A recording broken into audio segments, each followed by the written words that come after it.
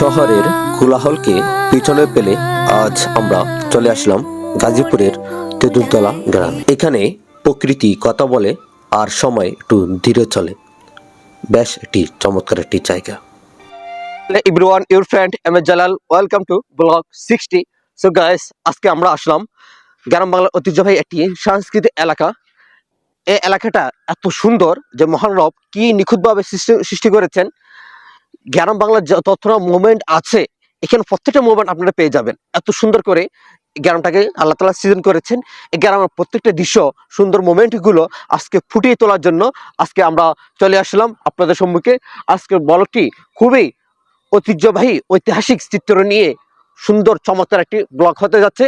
So ব্লগটি continue করেন, ইনশাল্লাহ আজকের ব্লগে আপনারা খুবই চমৎকার জিনিস দেখতে পাবেন, চমৎকার দৃশ্য দেখতে পাবেন। আমরা ওইভাবে ফুটে তোলার চেষ্টা করব। সবাই ব্লগটি কন্টিনিউ করেন, আশা করি আপনাদের বেশ ভালো লাগবে। আজকে ব্লগ জুড়ে সাথে আছে ছোট ভাই রমজান, ক্যামেরাম্যান হিসেবে থাকবে, আর সাথে আছে বাইস্তা, রিহাব। তো আজকে আমরা এই তিনজন মিলেই আজকে এলাকাটাকে ভিজিট করতে আসছি। খুবই চমৎকার একটি এলাকা। সবাই ভিডিওটা দেখবেন, ভালো মতো সুন্দরভাবে ফুল ভিডিও দেখবেন এবং শেয়ার করে দিবেন। আসলে এমন একটি জায়গা, সেটা আপনি দেখতে বাধ্য হবেন। খুব চমৎকার একটি এলাকা। যদি সাবস্ক্রাইব করা না থাকে অবশ্যই সাবস্ক্রাইব করবেন। অবশ্যই সাবস্ক্রাইব করুন আমাদের চ্যানেলটি। কি চমৎকার একটি বিলের মতো। আসলে এই দৃশ্যগুলো আমাদের শৈশবের যে মেমোরি বা শৈশবের যে স্মৃতি, গ্রামের এই দৃশ্যগুলো আমরা প্রতিনিয়ত দেখে বড় হয়েছি। কিন্তু আজকে শহরের কোলাহলে এসে এই চিত্রগুলো প্রায় বিলুপ্ত হয়ে গেছে, তা দেখা মিলে না। শহরের এই ধুলাবালির থেকে একটু আলাদা একটা ফিল নিতে বা আমাদের ঐতিহ্যবাহী বাংলার গ্রামের দৃশ্যগুলো দেখতে এরকম গ্রামে আসা উচিত। প্রিয় দর্শক, আপনারা এই চিত্রগুলো কখন দেখেছেন একটু চিন্তা ভাবনা করেন তো, যে আপনার সামনে হাঁস এভাবে চাষাবাদ জমি থেকে খাবার খাচ্ছে, মাছ খাচ্ছে, বিভিন্ন ধরনের পোকামাকড় খাচ্ছে। এই চিত্রগুলো খুবই বিরল, খুবই বিরল। আপনি যদি গ্রামে না আসেন বা গ্রামে যাবেন, কিন্তু হাঁসের এই চিত্রগুলো দেখতে খুবই খুবই কম দেখতে পাবেন।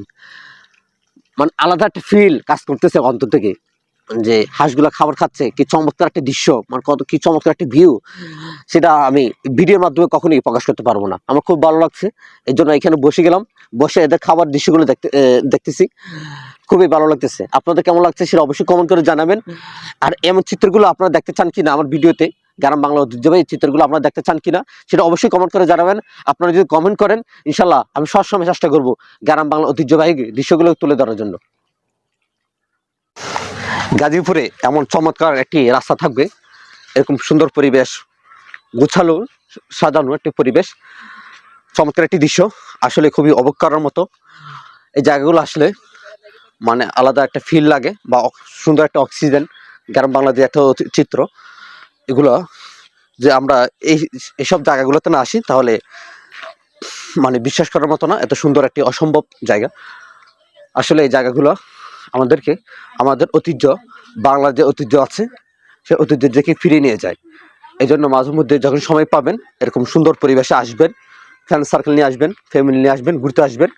শুধু পার্ক বা বিভিন্ন ধরনের রিসোর্ট গেলে হয় না, ন্যাচারাল যে আল্লাহ প্রদত্ত জিনিস, যেখানে কোনো মানুষের কি কারিশমা নাই, আল্লাহর কারিশমা, এই দৃশ্যগুলো দেখবেন। তাহলে মহান রবের প্রতি একটা শুকরিয়া আদায় করার একটা সময় আসবে বা একটা শুকরিয়া আদায় করতে পারবেন। মানুষের তৈরি জিনিস তো দেখেননি শহরের এই দালান কোটায় বা বড় বড় রেস্টুরেন্ট বা বিল্ডিংয়ে, কিন্তু এই ন্যাচারাল ভিউটা আপনি কখনোই ওইসব জায়গাতে থেকে কখনোই কল্পনা করতে পারবেন না। আর এগুলো আমি ভিডিওতে আপনারা যতটুকু দেখতে পাচ্ছেন এর চেয়ে বেশি সুন্দর, এর চেয়ে বেশি দ্বিগুণ সুন্দর। কতটা মহান রব কত সুন্দরভাবে এই জিনিসগুলো সৃজন করেছেন, এগুলো মানুষের প্রয়োজনে সৃজন করেছেন। এই জন্য আসবেন, ঘুরবেন, খুবই ভালো লাগবে। আর আমরা ঘুরতেছি, আপনাদেরকে নিয়ে ঘোরানোর চেষ্টা করতেছি। তো চলুন আমরা আজকের এই পুরো গ্রামকে প্রত্যেকটা জায়গা আপনাদেরকে তুলে ধরার চেষ্টা করব। আজকের ভিডিওটা খুবই স্পেশাল হবে, কারণ গ্রামীণ পরিবেশ। গাইস, আপনারা যে দৃশ্যটা দেখতে পাচ্ছেন, গ্রামে এটা জিনিসটা অহরহ রাস্তার পাশ থেকে পাইপ দিয়ে পানি আসে, পানি আসার ফলে পাইপের সাথেই মাছ চলে আসে। তো মাছগুলো যাতে এই জালে আটকানো যায় বা মাছগুলো যাতে ধরতে পারে, এই কারণে জালগুলো দেওয়া। এখানে এখন দিনে তেমন মাছ নাই, কিন্তু রাত্রে প্রচুর মাছ আসে এখানে। তো আমার পাশে আছে মিস্টার সাপ জীবিত, জাল আটকে আছে, সাপ একটা আছে। যারা সাপকে ভয় পান তারা সাবধান থাকবেন এইসব জায়গাতে। এই দৃশ্যটা খুবই বিরল গ্রাম বাংলাতে। আগে সচরাচর ছিল, এখন প্রায় দেখা যায় না। এখন মানুষ ওইভাবে মাছ ধরার মতো মানুষ নাই গ্রামে। সবাই যে ছেলেগুলো একটু বড় হয় সবাই এখন বাইরে চলে যায়। তো এই দৃশ্যটা অনেকদিন পর দেখতে পেলাম, খুবই ভালো লাগলো। আপনাদের এলাকায় বা ছোটকালে এরকম কোনো মুভমেন্ট আছে কিনা সেটা অবশ্যই কমেন্ট করে জানাবেন। গাইস, মাটির মানুষ, গ্রামের মানুষ, গ্রামের ছেলে মনে হলো আবার গ্রামের বুকে ফিরে আসলো। কি সুন্দর চমৎকার খেজুর আপনারা দেখতে পাচ্ছেন। মনে হচ্ছে এখন এই গাছ থেকে পেরে খেয়ে ফেলি টুকা টুকা খেজুর, যদিও পাকে নাই, কিন্তু মানে কি বলবো, খুবই চমৎকার, খুবই ভালো লাগছে। চোখের সামনে এরকম খেজুর মানে ঝুলিয়ে আছে, মনে হচ্ছে কোন একটি জান্নাতে আছে, চোখের সামনে খেজুর ঝুলিয়ে আছে, ফল ঝুলিয়ে আছে, খাই ফেলবো এরকম এরকম একটা ভাইব। আর কি বলবো, এদিকের চিত্রটা খুবই খুবই অসাধারণ। এই পানিগুলা যখন আপনারা হাত দিবেন বা ফিল নিবেন, মনে হবে যে মহানব আকাশ থেকে যে অরিজিনাল পানি জমিনের বুকে ছেড়ে দিয়েছেন, একদম ক্লিন, একদম ক্লিন ক্লিন। সুইমিং পুলের পানির চেয়েও পরিষ্কার। মহানবের সৃষ্টি কতটা সুন্দর, নিখুঁত, সেটা আপনি এরকম সিজনগুলো না দেখলে বুঝতে পারবেন না। পাশে দেখেন আরেকটা খেজুর গাছ আছে, প্রায় মরা মরা। খেজুর গাছ নিয়ে আমাদের আমাদের বাংলাদেশে যে পরিমাণ খেজুর গাছকে নির্যাতন নিপীড়ন করা হয়, আমার মনে হয় না বিশ্বের কোথাও এরকম খেজুর গাছকে এই নির্যাতন করা হয়। এখানে বাংলাদেশের মানুষরা খেজুর গাছকে গলা পর্যন্ত কেটে রস খায়, চিপা ধরে রস বের করি, এরপর খেজুর খায়, এরপরে একে এত নির্যাতন করে। আসলে আমাদের এই খেজুর গাছের প্রতি যত্নশীল হওয়া দরকার। এই খেজুর গাছ যখন আমাদেরকে রস দেয় তাদের প্রতি যত্নশীল হওয়া দরকার। বাংলাদেশ সবচেয়ে অবহেলিত গাছ হচ্ছে খেজুর গাছ, এই জন্য এদের প্রতি আমাদের অবশ্যই যত্নশীল হইতে হবে। তা আমি একটা মেসেজ দিব ভিডিওর মাধ্যমে, গাছকে ভালোবাসুন, গাছ আমাদের পরম বন্ধু। গাছকে কখনোই কষ্ট দিবেন না, প্রয়োজন ছাড়া গাছের পাতাও ছিঁড়বেন না, কারণ আমাদের নবী গাছের পাতাও ছিঁড়তে নিষেধ করেছেন। আমরা গাছের প্রতি যত্নশীল হব। গ্রামে আসবেন আর বসে দিয়ে মাছ ধরবেন না, তা তো কখনোই হয় না। কি চমৎকার পানি, মনে হচ্ছে সুইমিং পুল, এত পরিষ্কার পানি। আর এখানে প্রচুর পরিমাণ মাছ আছে। ওই মামা বসে দিয়ে মাছ ধরতেছিল, আমিও বসে গেলাম মামার সাথে মাছ ধরার জন্য। খুবই ভালো লাগতেছিল। আসলে এইসব জায়গাতে অনেক সুন্দর চমৎকার কই মাছ, পুঁটি মাছ, ট্যাংরা মাছ, এরকম বিশেষ ধরনের মাছ পাওয়া যায়। আপনারা অবশ্যই বর্ষার সময় আসবেন। রাস্তার বিভিন্ন জায়গায় আপনারা ফরমালিন মুক্ত ফলমূল পেয়ে যাবেন, আপনারা অবশ্যই ট্রাই করবেন। আমরা এখানে জাম পেলাম, আম আছে, পেঁপে আছে, আরও ভিন্ন কিছু আছে। আপনারা অবশ্যই এই সবগুলো ট্রাই করবেন। আর আমার মতো যারা প্রকৃতি প্রেমিক আছে তারা অবশ্যই একটা দৌড় দিবেন প্রকৃতি দেখলে। এটার অনুভূতি কি সেটা বলে ভাষায় প্রকাশ করার মতো না।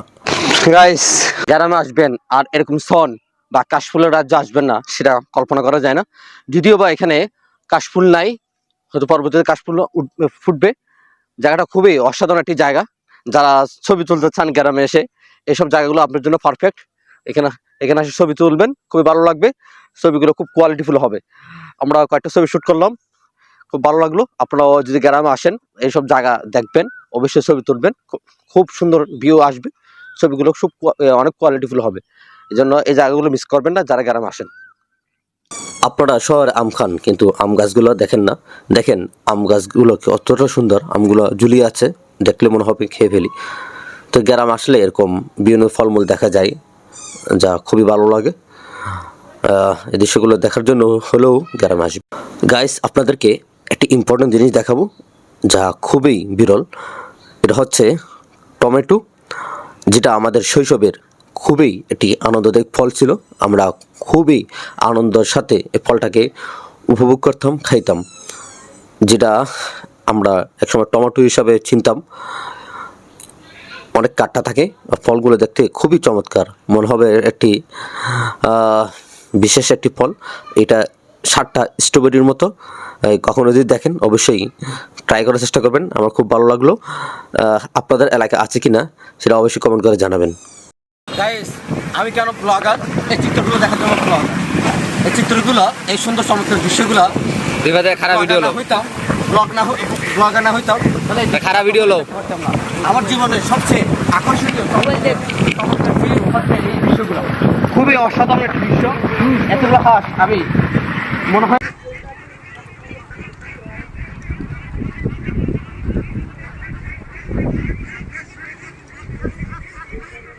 হে গাইস, জীবন আসলেই অনেক সুন্দর, তা যদি মহান রবের হুকুমে সজ্জিত হয়। তিনি যেভাবে যে উদ্দেশ্যে আমাদেরকে দুনিয়াতে প্রেরণ করেছেন, আমরা যদি সেই উদ্দেশ্যে এবং সেই নীতি অনুযায়ী জীবনযাপন করতে পারি তাহলে আমাদের জীবনটা অনেক সুন্দর হবে। আর আমাদের জীবনটা যদি নবীর সুন্নাহ বা নবীর তরিকায় পরিচালনা করতে পারি তাহলে জীবনটা দুনিয়াতেও সাকসেস, আখিরাতেও সাকসেস। এই জন্য জীবনটাকে সুন্দরভাবে নবীর তরিকায় আমাদেরকে সাজাতে হবে। তো সবাই প্রস্তুত তো? গাইস, গ্রামের সবচেয়ে আকর্ষণীয় মুহূর্ত হচ্ছে বৃষ্টি নামার আগের মুহূর্তটা। কতটা অসাধারণ লাগতেছে। এখন বৃষ্টি নেমে যাবে, বাতাস ছুড়োছুড়ি, মানুষের হয় হুল্লোড়, সেই অসাধারণ একটা ফিল বাতাসের বা অসাধারণ দৃশ্যের একটা যে একটা ভিউ, সেটা আপনারা গ্রামে এরকম বৃষ্টি আসার যে আগের মুহূর্তটা যদি না আসেন তাহলে কখনোই দেখতে পাবেন না। খুবই চমৎকার। চারিদিকে অন্ধকার হয়ে যাচ্ছে, তুফান শুরু হয়ে যাবে। আমরা এখন দৌড় দেবো। হ্যালো গাইস, আজকের ব্লগটি আমরা এখানে শেষ করতে যাচ্ছি। দেখা হবে নতুন একটি ব্লগে, নতুন একটি জায়গায়, চমৎকার একটি ব্লগে। সবাই ভালো থাকবেন, সুস্থ থাকবেন, আমাদের জন্য দোয়া করবেন। আর আমাদের ভিডিওগুলো ভালো লাগলে অবশ্যই কমেন্ট করে জানাবেন। সবাই ভালো থাকবেন। আসসালামু আলাইকুম ওয়া রাহমাতুল্লাহি ওয়া বারাকাতুহু।